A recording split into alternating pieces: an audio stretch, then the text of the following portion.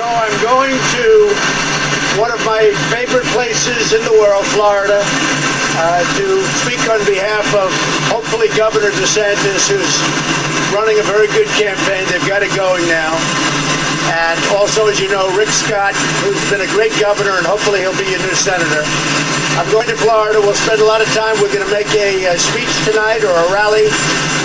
And we have a tremendous crowd. We have a lot of people. Whatever it is, it's packed. So I look forward to being in Florida. And I guess some of you are going with us and some of you aren't. But if you're not, we'll be missing you. It seems that the campaign is going very well. Looks like we're doing very, very well in the Senate. A lot of seats that were not really being thought of in terms of victories a year ago now are looking like they could very well be victories. And the House is a lot of people. I mean, there are a lot of people. And I think we're going to do well in the House also. But I know we're doing well in the Senate, and it looks like we're doing okay in the House. We're going to have to see. There are just so many people. Birthright citizenship is a very, very important subject. In my opinion, it's much less complex than people think. I think it says it very loud and clear in the Constitution that you don't have to go through the process of whatever they're talking about. And by the way, this is not a constitutional amendment. You don't need a constitutional amendment for birthright citizenship. I believe that you can have a simple vote in Congress, or it's even possible, in my opinion, this is after meeting with some very talented legal scholars, that you can do it through an executive order. Now, I'd rather do it through Congress because that's permanent, but we can certainly do it through, I really believe we can do it through executive order. One other thing, if President Obama could get DACA approved, if you look at DACA, where he actually said, well, this isn't legal or this I can't do, but I'll do it anyway, and then he gets a judge to approve it, and it'll ultimately be decided by the Supreme Court, I hope quickly, but certainly if he can do DACA, we can do this by executive order. With that being said, I think Congress will ultimately act, but I may very well do it by executive order. Just so you understand, a person comes in, was never in our country before, has a baby, and now all of a sudden the baby's a United States citizen. And through chain migration and other things, many other people come in through the baby. It's ridiculous. All you have to do is take a look at what Harry Reid said in 1993. And guess what? Before he went insane, he got it right. Are you going to blame Paul Ryan? Are you going to blame Paul Ryan if Republicans don't hold the House?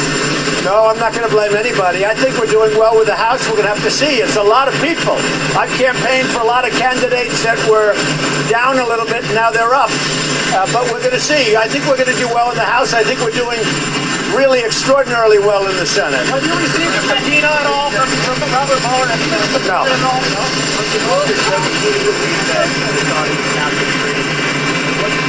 Say it again, what?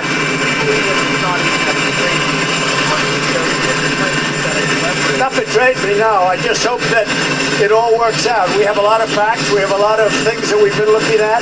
They haven't betrayed me. I mean, maybe they've betrayed themselves. We'll have to see how it all turns out. No, not fear-mongering at all. Immigration is a very important subject. The Democrats have let immigration in our country get out of control with their horrible not allowing us to have any votes to get passage. We need Democrat votes to change the immigration laws. They haven't given us any votes, and I actually think that they will. As far as the Caravan, which is very dangerous, you see what's been happening. As far as the Caravan is concerned, our military is out. We have about 5,008. We'll go up to anywhere between 10 and 15,000 military personnel on top of Border Patrol, ICE, and everybody else at the border. Nobody's coming in.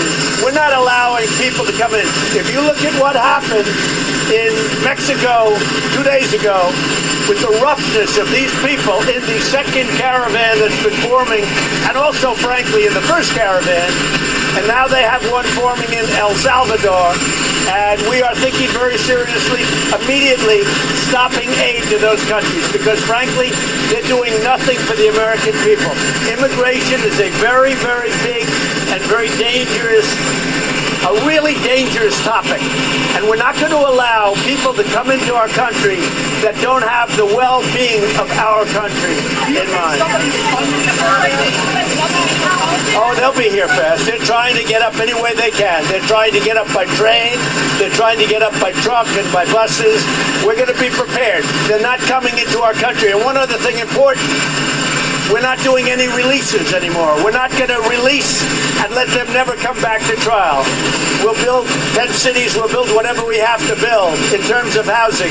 But we're not doing releases. What's been happening over years is they would come in, release them, and they'd never show up for their trial. And we now have 25 or 30 million people in this country illegally because of what's been happening over many years.